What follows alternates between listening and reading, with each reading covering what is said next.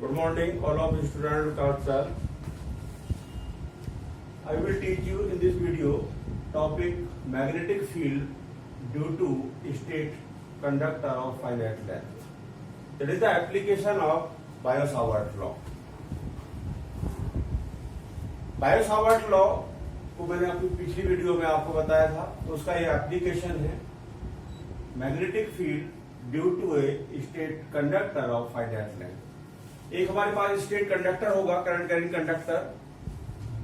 Biot-Savart ने क्या कहा था कि magnetic field intensity due to a small element, current element at distance small r given by mu 0.4 pi ideal sine theta upon r square. अब उसके application की ओर चलते हैं। तो देखिए ये मीनिंग लिखा है magnetic field due to a straight conductor of finite length, मतलब कि एक रिजु रेखी है, चालक तार जिसमें धारा बह रही है, करंट बह रहा है, उसके नियरेस्ट में हमें क्या करना है, electric field, magnetic field required. देखिए let us suppose a wire of finite length, let us suppose a state conductor or state wire of finite length. Let the current in the wire is small I. Let P be a point. Let P be a point at distance small r from the wire CD where magnetic field is required. यहां हमें क्या करना है, एक CD wire है, इस wire के through point B पर हमें मैग्नेटिक फील्ड इंटेंसिटी निकालनी है, मतलब चुंबकीय क्षेत्र की तीव्रता निकालनी है। तो इसके लिए क्या कर रहे हैं हम, देखिए इसमें क्या करेंगे, इसको मीट कर दिया। ये पॉइंट जो मैंने पी लिया है वो साइड सी के नियरेस्ट में लिया है। अब देखिए इसका एक करंट एलिमेंट मैं ले रहा हूं, ये देख रहे हैं आप करंट एलिमेंट, उसका नाम कुछ भी आप शुरू कर देते हैं। अब इस करंट एलिमेंट से, ये जो करंट एलिमेंट है इससे इसको मीट करेंगे।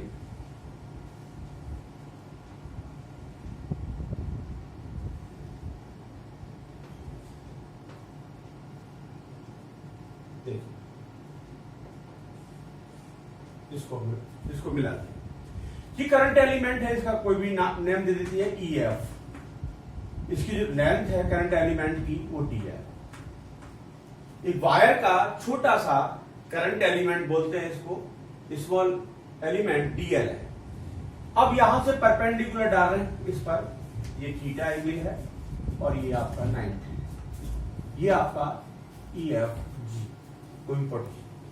अब देखिए ये डिस्टेंस स्मॉल r है, ये डिस्टेंस आपका x है, और ये एंगल देख रहे हैं आप, ये वाला एंगल दैट इज φ1, और ये टोटल एंगल जो है that is φ2, and this angle is only φ and this angle is d∅। Let us suppose a current carrying conductor of straight conductor of CD, let the current in conductor is I. Let P be a point at distance small r from the wire, the conductor, where magnetic field intensity will be required. अब देखिए हमने क्या काम किया है, ये एक wire का, ये वायर था आपका जो कंडक्टर है, चालक है CD, उसका एक छोटा सा एलिमेंट DL लिया है, ठीक है। अब ये हमने एंगल ले रखे, φ1 है, ये φ2 है, ये φ है, और ये आपका d∅ है, और ये जो ये आपका x है। ये वाला पॉइंट मैं Q ले लेता हूं। अब मुझे अप्लाई करना है, देखिए यहां से E से परपेंडिकुलर डाला है इस पर हमने, वो EG है। ये एंगल हमने सपोज किया है वो थीटा है। अब देखिए ये जो एलिमेंट है, स्मॉल एलिमेंट, इसके थ्रू यहां पर मैग्नेटिक फील्ड इंटेंसिटी हमको रिक्वायर्ड है। अब इसको क्या करना है, बायो-सावर्ट का लॉ अप्लाई करेंगे, लिखेंगे due to Biot Savart law, due to Biot Savart law magnetic field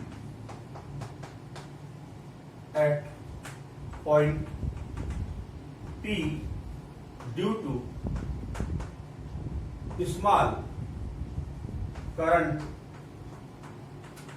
element dl. dv is equal to mu naught upon 4 pi I dl sin theta upon r square. Here at place of r square is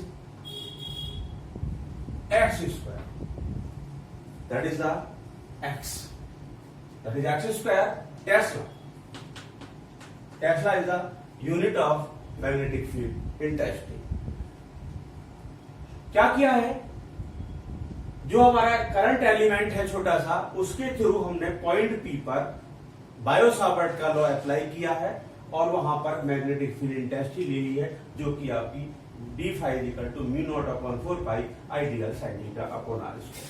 अब देखिए, इसमें मुझे एक तो theta को eliminate करना होगा hair और r को एंट्री कराना होगा, इसका मतलब x को भी हमें एलिमिनेट करना होगा. दोनों एलिमिनेट होंगे, थीटा एलिमिनेट होगा, x एलिमिनेट होगा, और x के प्लेट पर तो आप क्या यूज करेंगे, स्मॉल r का आएगा और जो आपका एंगल थीटा है वहां पर रिप्लेस करके उसको फाई बनाया जाएगा. अब देखिए, that is equation 1. From triangle EGF, in triangle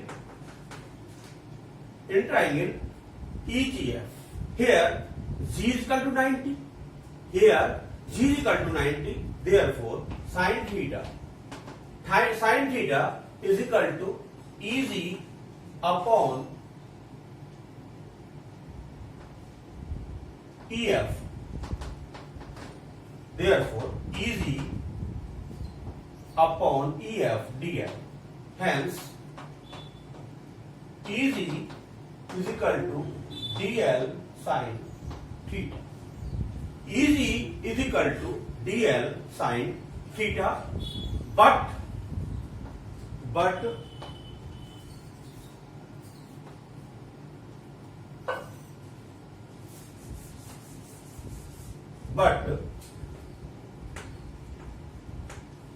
in triangle EGP, in triangle EGP में आप देखिए, आप EGP that is EG, that is P, that is the d phi, hence EG is equal to R is equal to radius into angle. देखिए, angle क्या है, D phi है, radius क्या है, स्मॉल एक्स है, और ये आर क्या है, इजी है. तीनों के बीच रिलेशन क्या होता है, angle is equal to R का upon radius, therefore easy is equal to x d phi, easy equal to x d phi. Hence x d phi is equal to dl sin theta. Put the value of dl sin theta in equation 1.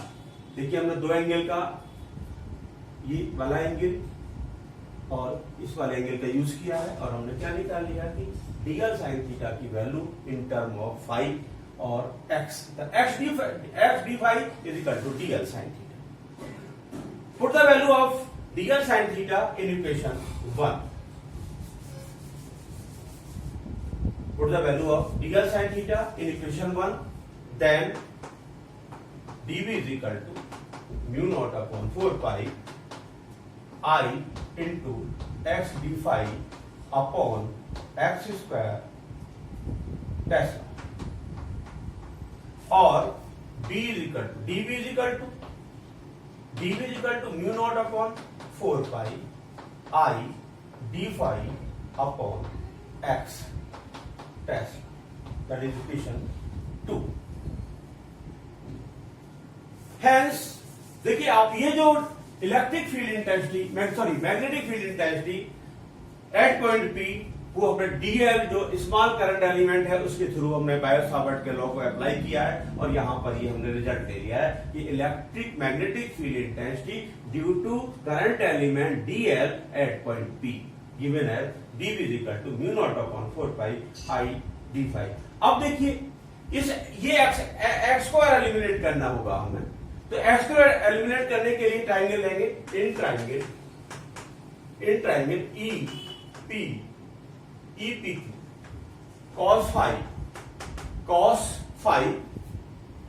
Phi की value क्या हो जाएगी, base upon hypotenuse r upon x, therefore x is equal to r upon cos phi. Put the value of r, put the value of x r upon cos phi in equation 2, we get dV is equal to mu naught upon 4 pi I d phi upon x r upon cos phi, hence dV is equal to mu naught upon 4 pi I cos phi d phi, I cos phi d phi upon R test, that is equation 3rd. अब क्या करना होगा हमें, देखिए हमने small element के through current element के through point P पर हमने मैग्नेटिक फील्ड इंटेंसिटी ले ली। अब क्या करना है, then total magnetic field intensity, magnetic field at point P due to whole conductor CD, due to whole conductor CD total के थ्रू लेना चाहते हैं तो B is equal to integrate -φ1 to +φ2 mu naught upon 4 pi I cos phi d phi upon R, integrate between the proper limit φ1 to φ2 of magnetic field B। तो ये φ1 जो है देखिए एक्स एक्सिस, ये दैट इज एक्स एक्सिस है, ये x axis है, ये वाई एक्सिस। तो एक्स एक्सिस से अपर में जो हम एंगल लेंगे वो पॉजिटिव लेंगे और एक्स एक्सिस के लोअर में जो एंगल लेंगे वो नेगेटिव लेंगे। तो यहां नेगेटिव और यहां पॉजिटिव, लोअर लिमिट क्या हो गई, नेगेटिव हो गई और अपर लिमिट हो गई पॉजिटिव हो गई। अब देखिए इंटीग्रल करना है, आप समझ गए कि मैंने -φ1 और +φ2 क्यों हमने लोअर लिमिट को -φ1 क्यों लिया है, क्योंकि ये एंगल जो बिल्डअप हो रहा है ये अब below the x axis and this angle above the x axis, therefore B is equal to mu 0 upon 4 pi, B is equal to mu 0 upon 4 pi I over R और cos phi d phi, cos phi d phi that is -φ1 +φ2 और B is equal to mu naught upon 4 pi I over R that is sin phi, integration of cos phi is sin phi -φ1 to +φ2, therefore B is equal to mu naught upon 4 pi I over R sin phi2 minus sin -φ2. We know sin minus theta is equal to minus sin theta, hence B is equal to mu naught upon 4 pi I over R sin phi1 plus sin phi2. This is a required result.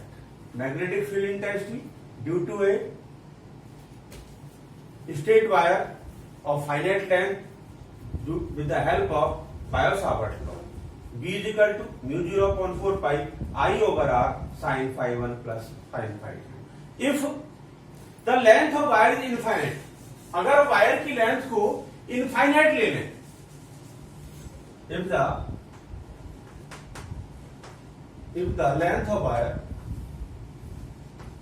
of conductor, the wire is infinite, then phi 1 is equal to phi 2 is nearly equal to 90. अगर हम क्या कह रहे हैं, conductor की जो length है वो फाइनाइट है, इसका मतलब सी एंड और डी एंड का हमें पता नहीं है कहां पर है, तो उस केस में हम phi 1 और phi 2 दोनों को 90 सपोज कर सकते हैं. Therefore B is equal to mu naught upon 4 pi I over R sin 90 plus sin 90, that is mu naught upon 4 pi I over R sin, that is 1, or B is equal to mu naught upon 2 pi I over R. Test. Length अगर conductor की, straight conductor की infinite हो जाती है तो उसके nearest में जो इस पॉइंट होता है वहां पर magnetic field intensity mu naught upon 2 pi I over R.